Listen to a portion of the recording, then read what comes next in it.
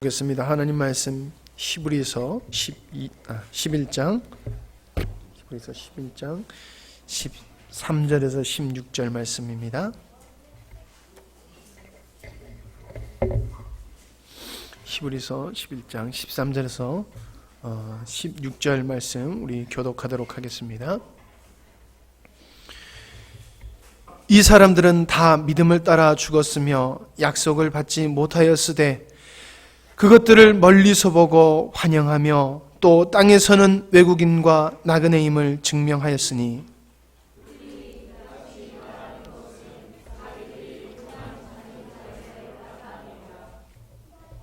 그들이 나온 바 본향을 생각하였더라면 돌아갈 기회가 있었으려니와 그들이 이제는 나은 본향을 사모하였으니 곧 하늘에 있는 것이라. 이러므로 하나님이 그들의 하나님이라 일컬음을 받으심을 부끄러워하지 아니하시고 그들을 위하여 한 성을 예비하셨느니라. 아멘. 나그네 인생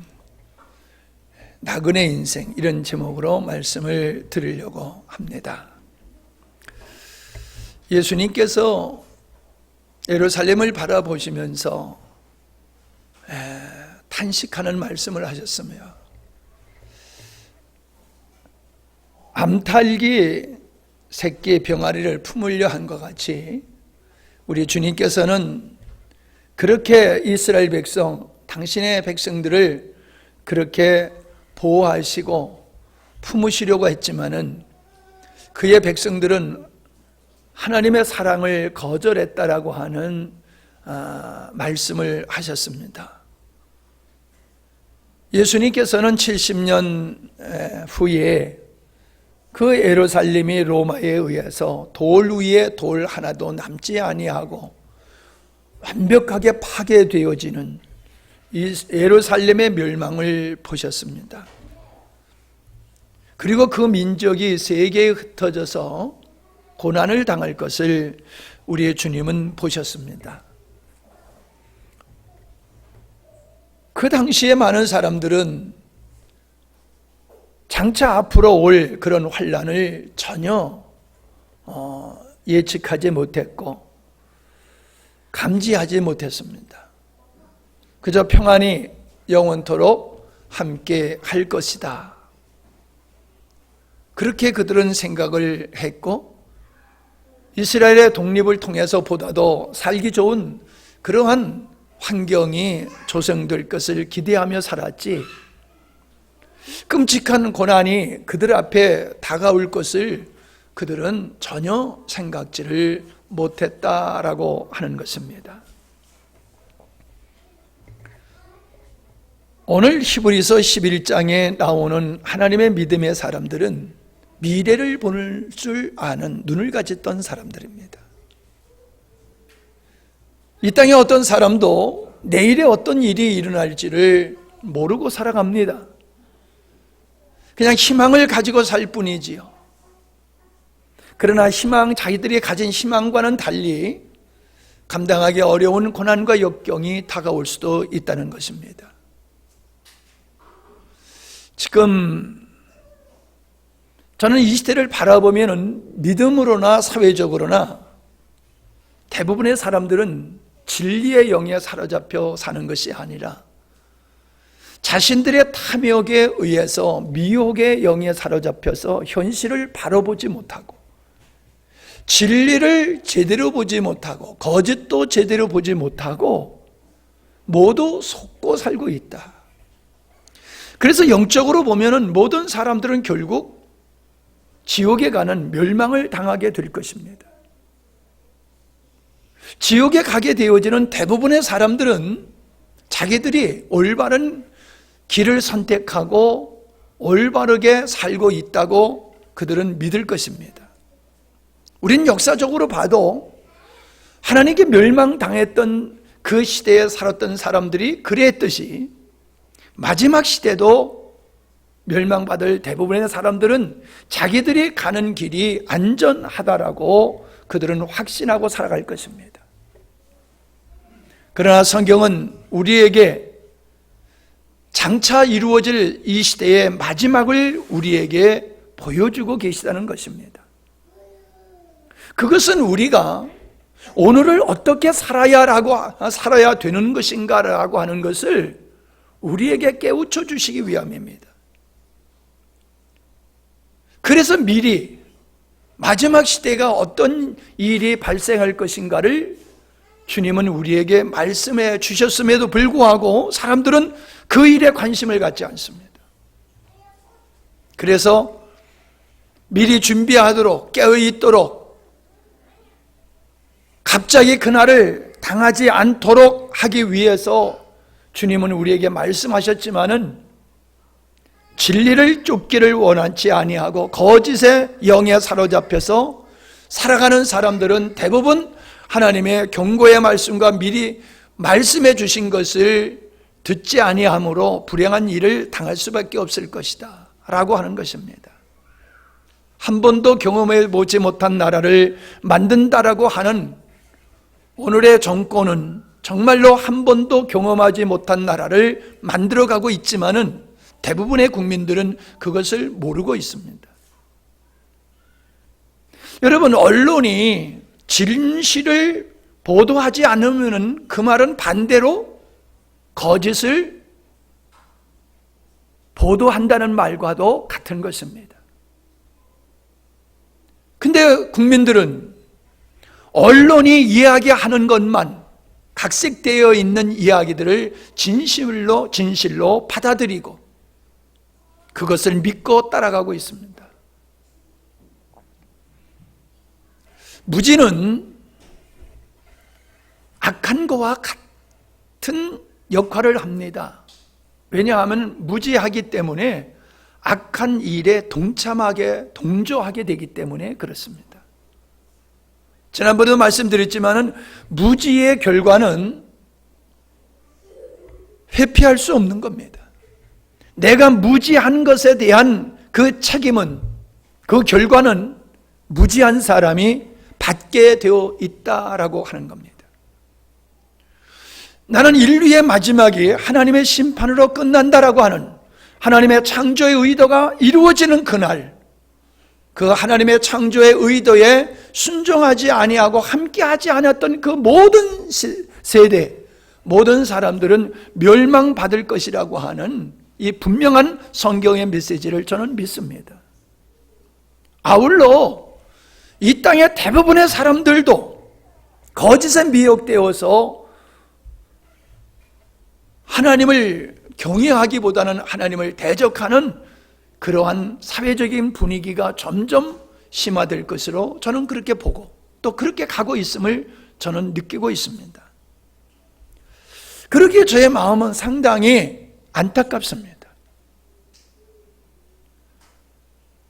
이것을 영적으로 분별하고 사회적으로 분별해야지 그 사람은 그 고난에서 벗어날 수가 있는 겁니다. 그 재앙에 참여하지 않게 될 것입니다. 그러나 분별하지 못하는 사람들은 환경적으로도 잘못된 무지와 선택에 의해서 고난의 환경으로 가게 될 것이며 영적으로는 영원히 멸망받을 수밖에 없다고 하는 이 분명한 사실을 바라보면서 적어도 우리 영광스러운 게 성도들이야말로 성도들만큼은 영적인 무지 속에서 후회하는 날이 없기를 바라는 마음으로 오늘 말씀을 드리고자 합니다.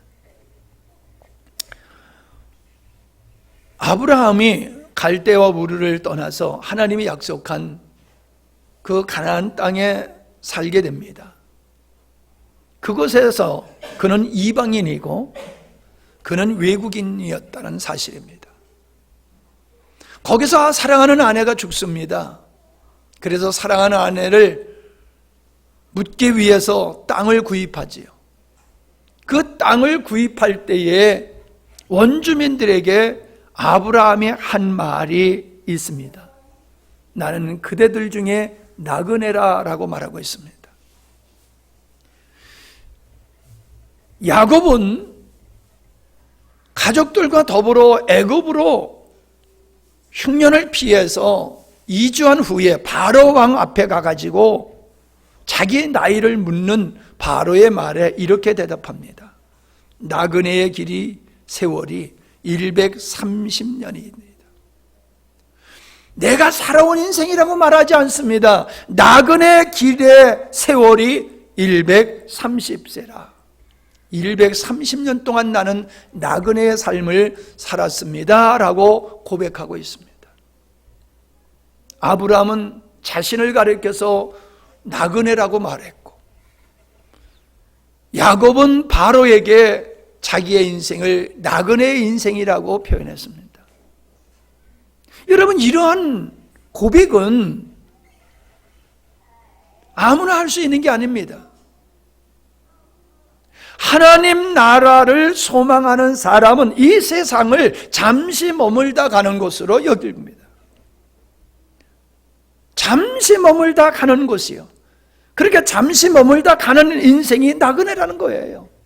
한 곳에 정착하여 뿌리를 내려고 자손 만대에 사는 사람을 나그네라고 그러지 않습니다. 이제 언제든지 이주를 할 수 있는, 또 이주를 하면서 살아가는 그런 사람, 본향을 바라보면서 오늘을 사는 사람, 그 사람들을 나그네라고 그러잖아요. 아브라함, 그는 하나님의 구원의 역사를 이루는 최초의 사람이지 않습니까? 아브라함의 믿음을 가진 사람이 구원받는다는 것은 우리는 너무나도 잘 알고 있습니다. 아브라함의 믿음이 곧 우리의 믿음이 되어야 되고, 우리의 믿음은 아브라함이 가졌던 그 믿음을 가져야지 구원받는다, 그렇게 얘기하고 있습니다. 저는 여러분이 어떻게 이해할지 모르지만은 예수님을 믿으면 구원받는다라고 하는 이 말을 너무 한국 교회와 이 땅의 교회들은 오해를 해서 그 말 때문에 신앙생활을 잘못하고 멸망받는 사람들이 많다라고 저는 생각하고 있습니다. 예수를 믿으면 구원받는다? 맞지요. 예수님을 믿어야지 구원받습니다. 그러나 예수님을 믿어서 구원을 받을 수 있는 그 믿음이 하나님이 원하시는 믿음이어야 된다는 거예요. 하나님이 원하시는 믿음이어야지, 하나님이 인정하지 못하는 믿음을, 그게 자기를 구원할 수 있는 믿음으로 착각하는 사람들이 너무나 많아요. 우리 교회도 많아요. 이 자리에 계신 분들도 있을 것 같아요. 왜요?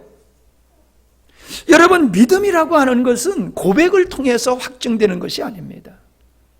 나의 믿음이 하나님이 원하시는 믿음이라고 하면은 내 삶이 그 믿음을 입증해야 됩니다.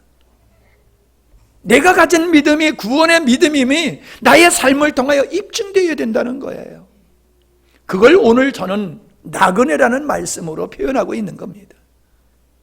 하늘의 소망을 가지고 살아가는 사람, 죽으면은 내가 예수 그리스도의 은혜로 천국 간다는 믿음을 가진 사람은 이 세상에서 나그네의 삶을 산다는 거예요. 다윗이 하나님 앞에서 나는 양입니다 라고 하는 마음으로 살았지요. 동일합니다. 구원의 백성은 이 땅에서 나는 나그네일 뿐입니다 라고 자기를 인식하고 살아가는 사람이에요. 그 사람이 진정 구원의 믿음, 예수님을 믿으면 구원받는다라고 하는 참다운 믿음을 가진 사람의 모습이라는 거예요. 어떻습니까, 여러분?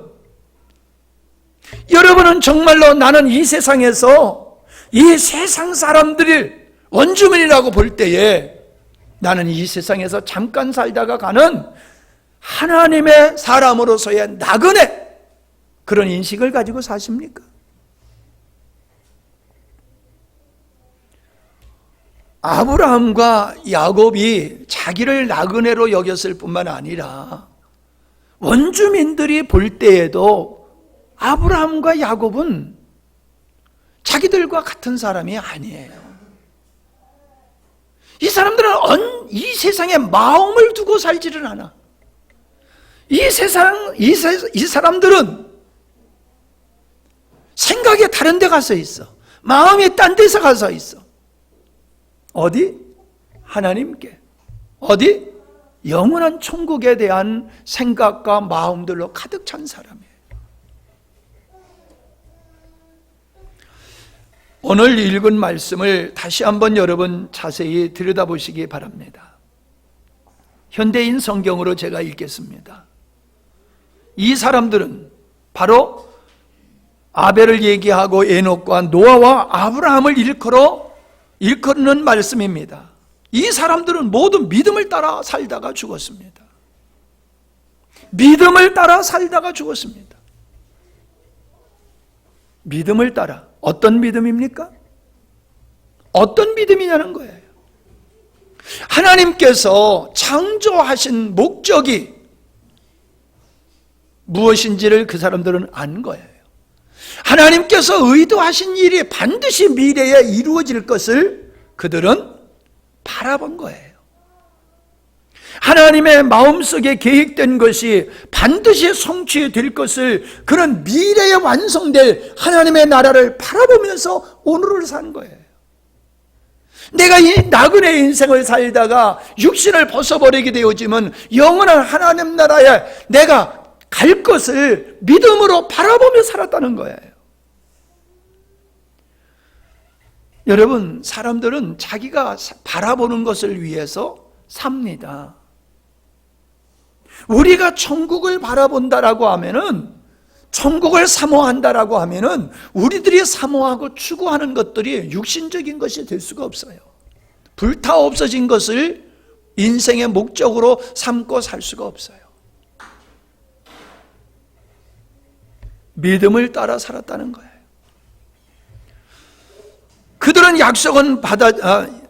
그들은 약속된 것을 받지 못하였으나 이루어지지 않았다는 거예요. 당대에 이루어지지 않았다는 거예요. 그러나 그것을 멀리 바라보고 기뻐했다.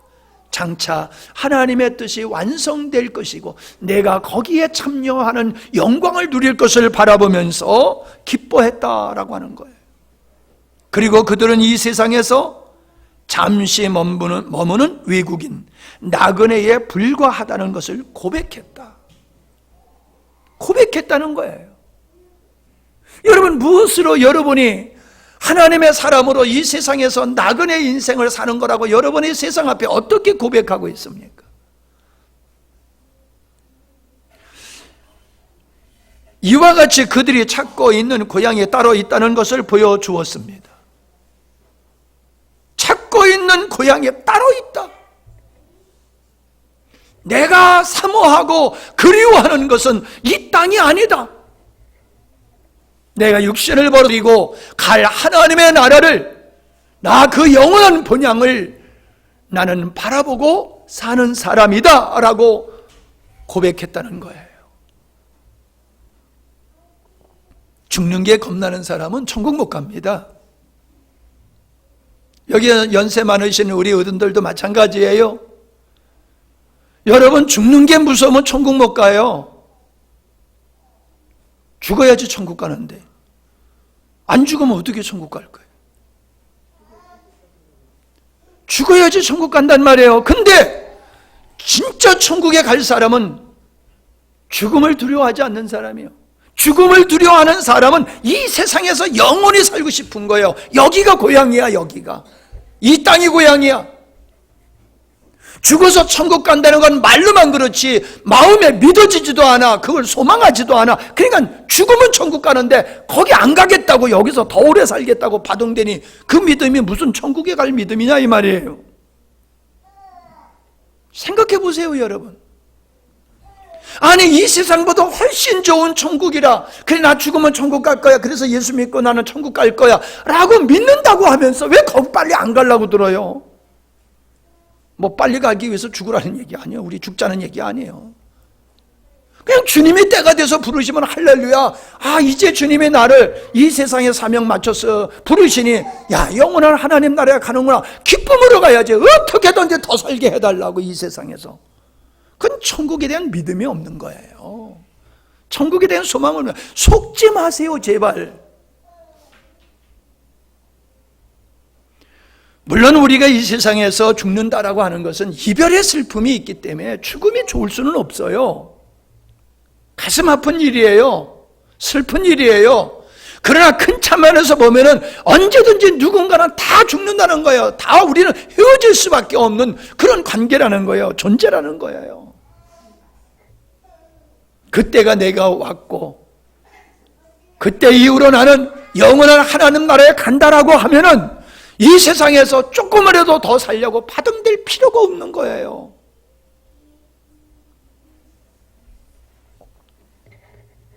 (15절에) 보면 그들이 떠나온 옛 고향을 생각하고 있었다면 돌아갈 수도 있었을 것입니다. 다시 고향으로 돌아갈 수가 있었다는 거예요. 만약에 옛 고향을 생각했다라고 하면. 그러나 그들은 이 땅의 고향을 생각한 게 아니라 더 나은 하늘이 있는 고향을 그리워하고 있었습니다. 천국을 그리워했다는 거예요. 그래서 하나님께서 그들의 하나님이라고 불리우는 것을 부끄러워하지 않았다는 거예요. 하나님의 내가 너희들의 하나님이다라고 하는 것을 하나님이 부끄러워하지 않았다는 거예요. 솔직히 한번 얘기할까요? 어떤 분이 우리 교회 교인이다라고 하는 것이 자랑스러울 수도 있지만은 어떤 분이 우리 교인이라는 것을 말하기가 부끄러운 사람도 있어요. 그런 사람도 있어요. 여러분이 자녀를 기르다 보면은 내가 아무개야 엄마야 아무개 아빠야 이게 당당할 수가 있기도 하지만은 어떤 때는 제가 내 아들이야 제가 내 자녀야 라고 하는 걸 밝히기가 부끄러운 그런 자녀도 있잖아요. 여러분, 하나님이 우리를 바라보실 때에 나의 하나님, 나의 아버지 되심이 하나님이 부끄러워하지 않는 사람이 어떤 사람이냐? 나그네의 인생을 사는 사람이에요. 이 세상의 목적을 가지고 이 세상 것으로 만족하고 살아가는 사람을 향하여 하나님은 나는 너의 하나님이라는 게 부끄러워 라고 말씀하시는 것과 같다는 거예요. 예. 나는 신약에서 이렇게 나그네로 사는 사람들을 가리켜서 신약에서는 그리스도인이다라고 말하고 있다는 것을 알고 있어요. 그리스도인이라고 하는 것은 우리가 보편적으로 하는 예수 믿는 사람을 일컬어 하는 말이지만은 이 말이 태동하게 될 당시에는 예수님을 믿는 것을 아주 천시 여기는 그런 사람들이요. 예수 믿는 사람을 천박한 사람들로 무시하는 단어로 썼던 말이 그리스도인이라는 거예요. 지금은 영광스러운 단어로 사용하고 있어요. 여러분, 모든 사람의 나를 그리스도인이라고 말하는 것은 나를 천박하게 대하는 거거든요. 천박한 사람으로 스스로가 나는 그리스도인이요 라고 말하는 거예요. 구약의 성도들은 나는 나그네요 라고 말했듯이 신약의 성도들은 너희들을 그렇게 우습게 여기고 하찮게 여기는 나는 그 그리스도인이야. 어디서나 누구에게나 그렇게 당당하게 내가 그리스도임을 선포하고 사는 그 사람이 나그네 인생을 산 사람이요 영원한 천국에 갈 사람이다 라고 하는 것입니다. 나그네를 사는 사람은 땅을 살려고 들지도 않고 집을 살려고 들지도 않습니다. 이 땅에서 가장 나그네로 사신 분이 바로 주님이세요. 주님이 짧은 33년의 인생을 이 땅에서 보내셨지만은 주님은 땅 한 평 사지 않으셨어요. 주님은 집 한 칸 마련하지 않으셨어요. 심지어 주님은 결혼도 안 하셨어요. 물론 그분은 하나님이시며 메시아이기 때문에 그럴 필요가 없으시죠. 우리와 같은 인간이지만 또한 우리와 다른 하나님이시기 때문에 그분은 땅이나 집이나 그 가정을 이루실 필요가 없으셨지요. 오직 예수님은 아버지 뜻을 이루다가 내가 다시 아버지께로 갈 것이다. 늘 제자들에게 말씀하셨어요. 나는 아버지께로 와서 아버지께로 갈 자야. 뭔 얘기예요? 나는 나그네야. 나는 세상에 속한 사람이 아니야. 늘 그런 것을 제자들에게 말씀하셨어요. 여러분, 우리는 어떻습니까? 우리 친구들이 우리를 보면서, 우리 형제들이 우리를 보면서 쟤는 이 세상의 사람이 아니야, 쟤는 하늘나라의 사람이야, 쟤의 생각과 마음은 오직 하나님 나라밖에 없어 라고 그렇게 우리를 보고 있습니까? 간혹 죽었다가 살아난 사람들이 변화된 삶을 보고 있어요. 제가 지난번에도 제 친구, 고등학교 친구 얘기했지요. 이 친구가 암 수술을 지금 2번 했는데, 암 수술을 받으면서 이 마취돼 가지고 암 수술을 받을 때에 자기가 지옥에 갔다는 거예요. 지옥에. 그래서 자기가 그랬다는 거예요. 나 하나님 믿는 사람인데 내가 여기 왜 오냐고. 나는 여기 올 사람이 아니라고. 너무도 그 환경이 뚜렷했다는 거예요. 그 끔찍한 환경을 보면서 나는 여기 올 사람 아니라고. 예수 믿는 사람이기 때문에. 여러분, 그 친구가 거기서 깨어난 후에 항암 치료 받느라고 너무 힘들어 하더라고요. 그런데 나는 마음이 흔들릴 줄 알았더니 안 흔들리는 이유가 거기 있더라고요. 그게 꿈이었는지 환상이었는지 진짜 지옥을 본 건지 그건 몰라요. 그러나 그는 분명히 수술을 받으면서 죽어 있을 때에 너무나도 뚜렷한 그 세계를 보고서는 그렇게 힘든데도 불구하고 하나님을 원망하지 않더라고요. 그러더라고요. 이렇게 하나님이 우리를 불러가는 게 이렇게 고통스럽게 불러가시는 거냐고. 그러니까 너무 힘드니까 그런 이야기는 하지만은 하나님이 살아계시다면 왜 나를 이러냐, 이런 말은 안 하더라고요. 왜요? 나름대로 보았기 때문에 그런 거예요. 이 세상에서 이 세상의 것만 보고 살던 사람은 이 세상이 전부인 줄 알고 살다가 정말로 하나님을 만나고 영원한 세계를 바라보고 이 세상의 마지막을 본 사람은 세상 것에 마음을 전혀 두지 않는다는 거. 전혀 안 둬요. 탐욕이 없어요. 출세욕이 없어요. 이 땅의 것에 목매고 살지를 않아요. 왜요? 다 불탈 것을 보았기 때문에 그런 거예요. 앞으로 불탈 것을 미리 봐버렸어. 그러니까 그거에 마음 뺏기지 않는 게 당연하지요. 근데 왜 오늘 대부분의 그리스도인들은 그처럼 세상 것에 목매고 사느냐 말이에요. 천국을 믿는다고 하면서 왜 그렇게 세상 것에 목매우고 그 마음속의 탐욕을 뽑아버리지 못하고 출세욕에 사로잡혀가지고 모든 그 부정을 행하면서 불의를 행하면서 그렇게 살아가고 있냐 말이에요. 그게 무슨 그리스도인이요? 나그네가 아니라는 거예요. 코로나가 뭐가 그렇게 대단합니까? 다른 사람에게 피해를 줄까봐 걱정을 할지 몰라도 그냥 죽으면 죽는 거지 뭐가 그렇게 겁나가지고 벌벌벌벌 떠냐 말이요. 예?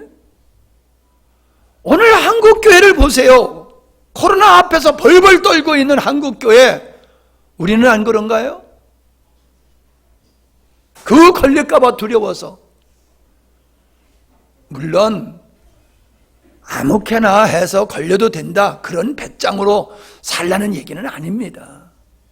제가 강조하는 것은 그리스도인은 언제든지 하나님의 나를 부르시면 간다라고 하는, 그래서 지난번에 그랬잖아요. 이탈리아의 어떤 목사님이, 70이 넘으신 목사님이 이 코로나에 걸려져 가지고 거기 와가지고도 그 많은 사람을 위로하고 격려하고 그러시다가 돌아가셨다고요.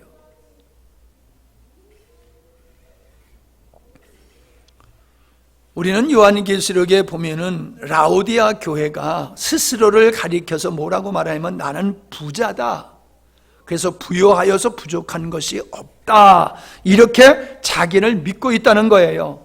그러나 주님이 뭐라고 말씀하시냐면 아니다, 너는 참으로 비참하고 불쌍하고 가난하고 눈멀고 벌거벗고 있다, 이렇게 말씀하고 있다는 거예요. 여러분, 내가 나를 인정하는 게 실체가 아닐 수가 있어요. 아니, 실체와 전혀 다른 모습을 가지고 있으면서 착각에 빠져서 나는 부자다, 나 죽으면 천국 가, 그렇게 속고 예수 믿을 수가 있다는 거예요. 여러분이 죽어서 천국 갈 수 있으면 세상의 것에 영향받아서는 안 돼요. 세상 것 때문에 여러분의 기분이 왔다 갔다 한다라고 하면은 여러분은 하늘의 백성이 아니에요. 우리가 힘쓸 게 뭡니까? 주님은 라오디아 교회를 향해서 이렇게 말씀하십니다. 불러 정련된 금을 사서 부유하여지고 흰옷을 사서 입고 벌거벗은 수치를 가리고 안약을 사서 바르고 눈을 떠라. 실질적으로 너는 외형적으로 부자일지 모르지만 영적으로는 너는 가난뱅이야. 눈이 멀어서 벌거벗었어. 어떻습니까? 여러분이 한국교회를 바라보는 모습이 벌거벗은 모습으로 보입니까? 흰옷 입은 모습으로 보입니까? 제 눈에는 벌거벗은 것으로 보여요. 라오디아 교회가 오늘날의 교회와 같다는 생각을 지울 수가 없어요. 아니, 우리 교회가 그런 교회가 될까봐 저는 아주 마음이 얼마나 졸인지 몰라요. 이렇게 경고성 말씀을 전해도 전혀 감지를 못하는 분들이 있어요.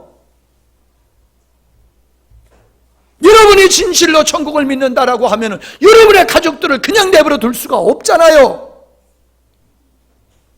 어떻게 나 죽으면 천국 간다라고 하고 예수 안 믿으면 지옥 간다는 걸 믿는다고 하면서 사랑하는 가족들의 그 나태한 신앙과 불신의 모습을 그렇게 남의 일과 같이 보고 태연하게 있을 수 있냐 말이에요.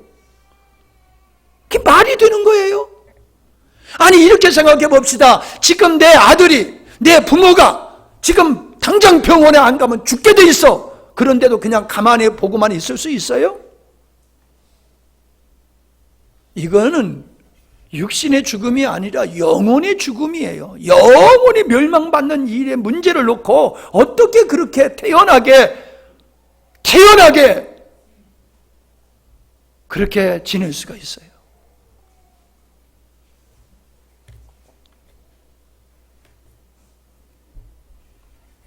나는 오늘날의 성도들이 주님 없이도 너무도 잘 사는 모습을 보면서 개탄하고 있어요. 주님 없이도 얼마든지 잘 살고 있어요. 왜? 육적인 삶을 사는 사람은 주님 없이도 잘 살 수 있어요. 주님이 없으면 안 되는 사람은 영적인 삶, 나그네의 삶을 사는 사람들이에요. 그 사람들은 주님 없으면 못 살아. 주님 없으면 못 살아.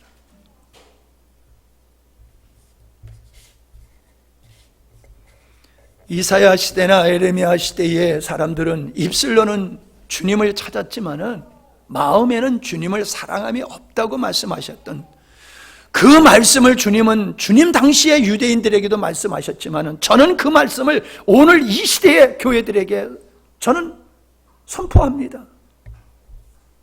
말로는 하나님을 믿는다고 하지만 마음에는 하나님이 안 계셔. 천국을 믿는다고 하지만 마음에는 천국의 사모함과 그리움이 없어. 이게 무슨 그리스도인이요? 가짜들로 가득 차 있는 한국교회. 어떻게든지 전능하신 하나님으로 말미암아 자기의 욕망을 채우고자 하는 이러한 모습들을 볼 때마다 자기 깐에는 믿음이 좋다고 하는데 입에서 그런 말들이 나오는 걸 보면은 저는 얼마나 마음이 안타까운지 몰라요. 제가 그 면전에 대고 당신 믿음 틀린 거야 라고 말했으면 좋겠지만 그 말은 용기는 난 또 없어. 당신 믿음 가짜야 라고 말할 용기가 없어. 왜? 너무도 그걸 확신하고 있기 때문에. 그러나 이렇게라도 외쳐야지 될 거야. 이 음성을 듣고 깨어나는 사람은 복된 사람이지만은 이런 말씀을 듣고도 여전히 자기 길을 변함없이 가는 사람은 자기가 스스로 멸망의 길 가는 거 누가 어떻게 합니까? 자기가 책임져야지. 저는 만류할 수가 없어요. 세상 사람들은요, 나 죽으면 지옥 간다라고 확실히 믿고 있어요. 사실 지옥이 없다라고 하는 믿음을 가지고 있으니까 그런 말을 하지만은, 그래도요, 그들은 지옥이 있다고 하면 난 지옥 갈 거야 그러더라고요. 그게 어떻게 보면 양심 있는 사람이에요. 근데 우리는 예수 믿으면 천국 간다라고 하면서 또 세상 것을 그대로 요구하고 있잖아요. 그들은 세상에서 먹고 마시고 흥청망청 하는, 난 이거로 좋게, 그래서 지옥 간다면 나 갈 거야. 그래요. 여러분, 우리가 적어도 천국을 믿는다라고 하면 세상에서 그렇게 막 살 수는 없잖아요. 양심이 있지. 그렇게 살고 또 어떻게 천국 가겠다고 말을 해. 말이 안 되는 거잖아요. 다시 말씀드립니다. 여러분은 나그네 인생을 사십니까? 하나님의 나라는 눈으로 볼 수 없지만은 믿음의 눈으로는 똑똑히 그들은 보았다는 거예요. 장차 분명히 이루어질 그 하나님 나라에 대한 소망을 가지고 있었기 때문에 나그네 인생을 살았지만은 불편하지 않았다는 거예요. 억울하지도 않았다는 거예요. 창세전에 하나님께서 뜻하신 하나님의 나라 영원한 교회는 아담의 범죄로 말미암아 무산될 것 같았습니다. 가인의 의로운 아벨을 죽임으로 말미암아 또 역시 희망이 사라지는 것 같았습니다. 노아 시대에 대부분의 사람들이 하나님을 떠나 육체가 됨으로 심판을 받을 때에 하나님의 창조의 목적은 그냥 끝나는 것 같았습니다. 노아의 후손들이 바벨탑을 쌓고 하나님을 대적하는 그 모습 속에서 하나님의 뜻이 이루어질 기미는 찾아볼 수가 없었습니다. 아브라함의 자손들이 애굽 땅에서 영원의 종의 살이를 함으로 그저 종말을 구할 것 같았습니다. 출애굽한 백성들이 범죄함으로 그들이 바벨론으로 끌려가서 그들은 영원히 끝날 것 같았습니다. 400년이라는 암흑의 시대가 있었어요. 왜 400년을 암흑 시대라고 말했냐면 하나님은 400년 동안 선지자를 통하여 한 말씀도 하시지 않았어요. 끊임없이 모든 시대에 선지자를 보내서 말씀하셨던 하나님은 예수님이 오시기 전 400년 동안은 한 말씀도 안 하셨어요. 절망이지요. 깜깜이지요. 하나님의 뜻이 전혀 이루어질 것 같지 않는 상황이었지요. 그러나 하나님은 약속하신 대로 메시아 예수님을 이 땅에 보내셨고 아버지의 목적을 이루는 교회를 이 땅에 세우기를 시작하셨다는 겁니다. 환경적으로 보면은 아브라함의 후손들로 이루어진 이스라엘이라는 이 이스라엘이 장차 예수 그리스도를 통해서 이루어질 하나님의 나라의 모형이거든요. 모형이에요. 이스라엘이 모형이에요. 근데 그 범죄한 그 나라가 로마에 멸망당해가지고 세계에 흩어졌잖아요. 몇 년 동안? 거의 2000년 동안. 여러분 생각해 보세요. 20년도 아니고 200년도 아니고 2000년 동안을 한 민족이 세계에 흩어져서 사는데 그 민족의 정통성을 유지하다가 다시금 조상들이 살던 그 땅의 나라를 회복한다는 게 그게 가능한 일입니까? 가능하지 않아요. 2000년이라는 세월을 한번 생각해 보세요. 1년, 1년이 얼마나 깁니까? 2000년이라고 하면 몇 세대가 지나가야지 되는 겁니까? 그 까마득한 2000년 동안 아브라함의 후손들은 세계에 흩어져 살았지만 그들은 정체성을 유지했고 하나님이 약속한 아브라함에게 약속했던 그 땅에서 다시금 나라를 회복했잖아요. 이게 뭡니까? 하나님의 창세전에 의도하신 그 하나님의 나라가 세상 눈으로 보면은, 세상의 사람의 눈으로 보면 전혀 이루어질 것 같지 않지만 이스라엘의 독립과 같이, 회복과 같이 하나님의 나라는 반드시 이루어진다는 것을 우리에게 보여주시는 거예요. 이것을 바라보고 이걸 믿고 사는 사람은 이 땅에서 나그네의 인생을 살게 돼 있어요. 근데 이것을 보지 못하고 사는 사람은 말로만 나그네지 실제로는 그렇지 않다는 거지요. 저는 이 나그네의 인생을 산 사람이 바로 남겨진 자요, 요한계시록에서는 흰옷 입은 자다, 그렇게 이해를 하고 있습니다. 북쪽 이스라엘 지파는 바알과 아세라 목상을 섬김으로 말미암아 아수르에 가가지고 완전히 멸망돼서 지구상에서 없어졌어요. 그런데 남쪽에 있는 유다라고 하는 이 지파, 한 지파, 이 지파는 12지파 중에 한 지파, 유다 지파만 남았어요. 지금 이스라엘을 세운 지파는 바로 그 유다 지파에 속한 사람들이에요. 하나님께서는 유다에게 내가 이 땅에 하나님의 나라를 이룰 메시아를 보낼 거다라는 약속을 하셨어요. 그 약속을 다윗에게 다시 한번 약속하셨어요. 그리고 예수님이 그 약속대로 이 땅에 오셔서 하나님의 나라를 세우셨다는 거예요.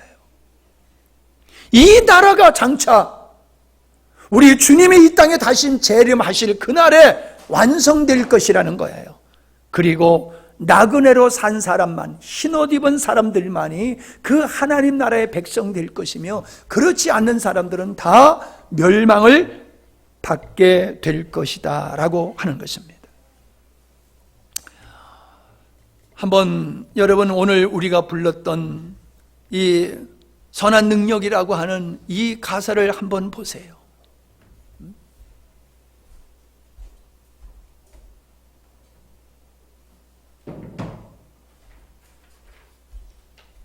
우리가 아는 대로 이 가사를 쓰신 분은 찬송가 가사로 쓴 게 아니라 히틀러의 폭정을 향해서 대항하다가 순교를 당하시기 전에 사랑하는 여인에게 보낸 글이에요. 여러분, 이 찬송이 우리의 가슴을 울리는 이유가 어디 있습니까? 여러분 한번 이 가사를 가만히 읽어보세요. 그러면요, 순교자의 마음이 담겨져 있어요. 순교자의 마음. 비록 내가 죽지만은 하나님은 나를 붙드신다. 내가 그 주님의 붙드신 믿음으로 내가 무너지지 않는다. 내가 순교를 당하게 될 것이지만은 분명한 주님이 이 땅에 오실 것이며 하나님의 의도하신 그의 나라는 이 땅에 이루어질 거다. 그 나라를 소망하면서 순교자의 길을 걸어가는 순교자의 마음이 이 글에 있지 않아요?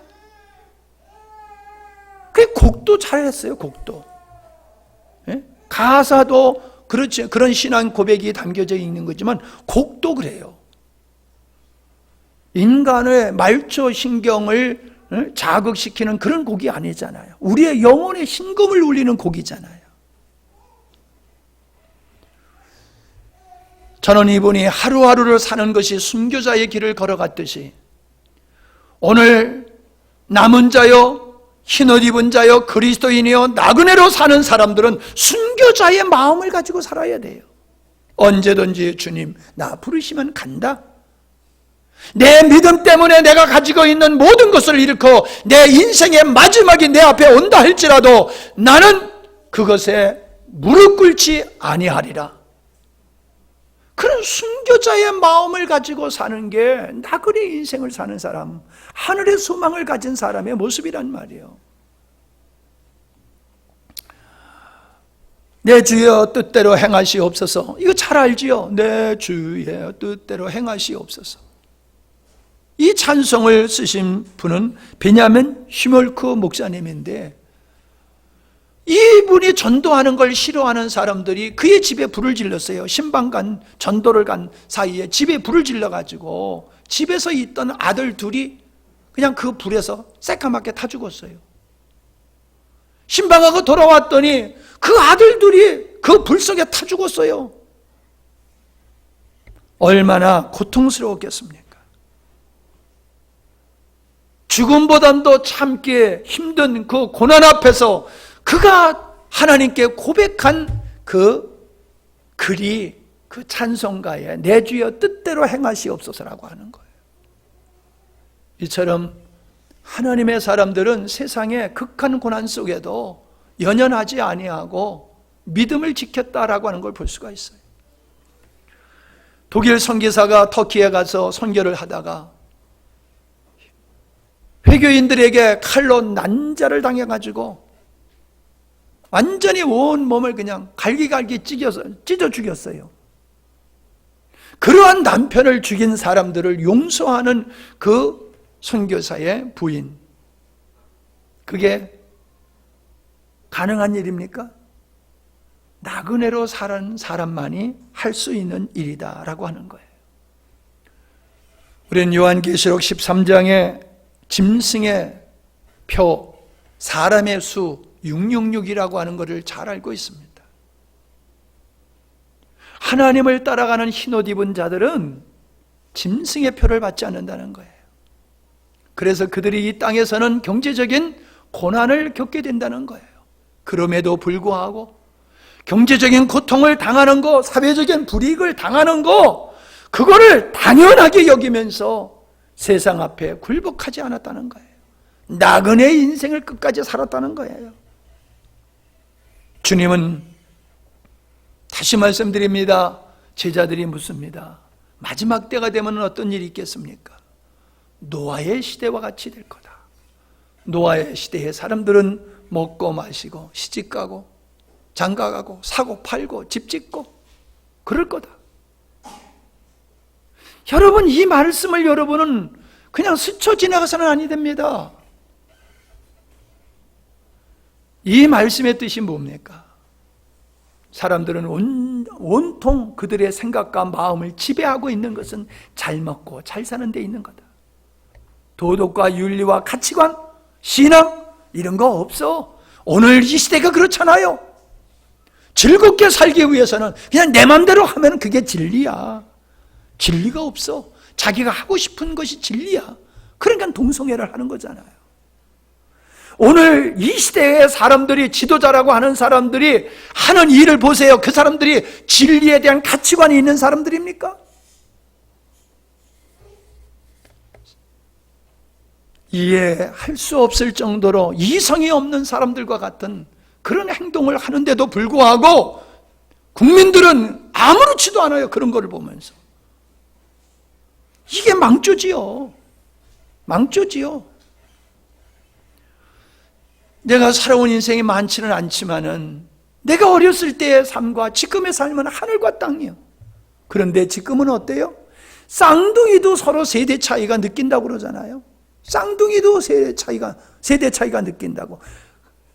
그렇게 세대가 급격하게 바뀌어가는 이런 시대가 좋은 쪽으로 가느냐? 아니죠. 반대로 하나님 앞에 진노를 쌓는 쪽으로 이 시대는 급속히 타락해 가고 있습니다.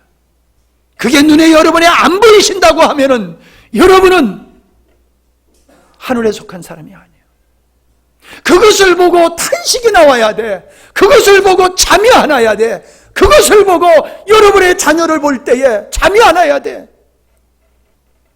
그런데 그런 게 눈에 안 보여? 귀 있는 자는 성령의 교회에게 하시는 음성을 들을지어다 그랬잖아요. 우리는 영적으로 들어야 되고 영적으로 보아야 되는데 그런 걸 보지도 못하고 듣지도 못하면서 천국 간대. 천국은 아무나 가는 줄 아세요? 예? 노아 시대 때에 최소한 10억의 사람이 살고 있을 때에 그들 중에서 8명만 구원받았어요. 주님이 분명히 말씀하셨어요. 인자가 올 때에 세상에 믿음을 보겠느냐? 가짜 믿음을 다 갖고 있을 거라는 거예요. 주님이 그렇게 말씀하셨는데 여러분 겁도 안 먹어. 아무리 얘기해도. 여러분의 믿음이 참 믿음인지를 말로 하지 말고 여러분이 그 주님을 향한 그리움과 목마름과 사모함이 있느냐로 보셔야 돼요. 예? 제 마음이 너무나도 마음이 답답하고 아픕니다.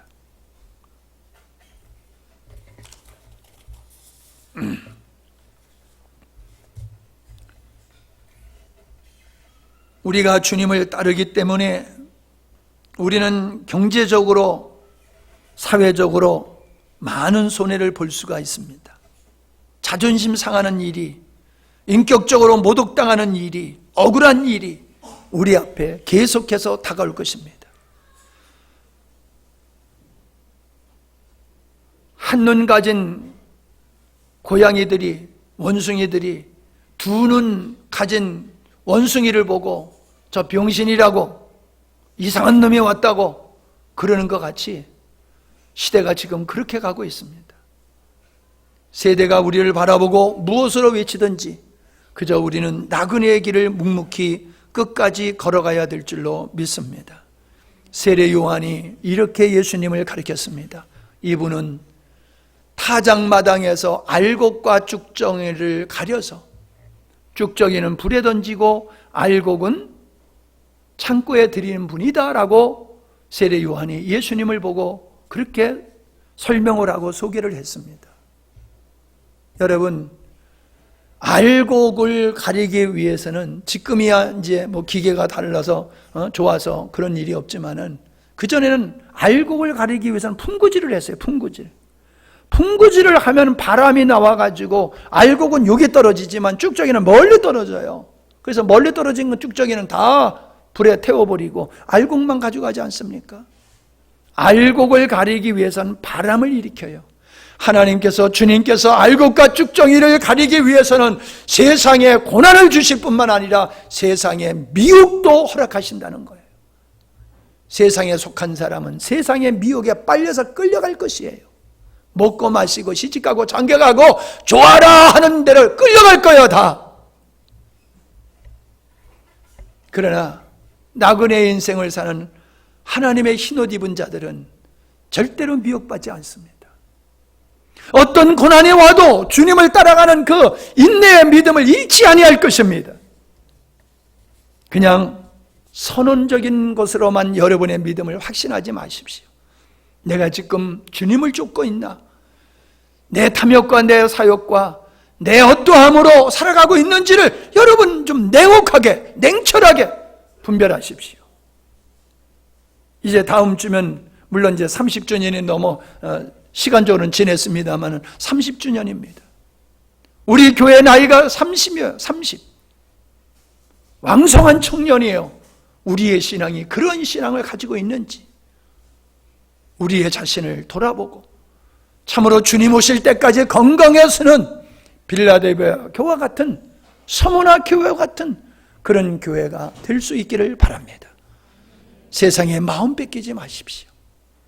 여러분의 마음에, 여러분의 생각에 오직 주님으로 가득 찬 확신 있는 그런 믿음으로 날마다 승리하는 삶을 사시기를 주의 이름으로 부탁드립니다.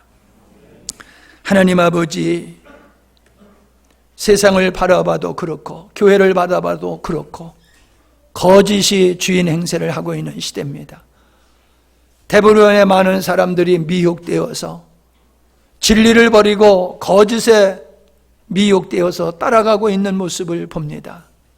그러나 자신들이 모두가 그렇게 살고 있으니까 그게 맞다라고 하면서 주님, 그렇게 살아가는 저들의 모습을 보면서 참으로 하나님의 사람들은 그런 환경 속에 동화되지 아니하고 흔들리지 아니하고 믿음으로 굳건히 서서 끝까지 주님과 함께하는 삶을 살기를 결단하는 나그네 인생을 살게 하옵소서.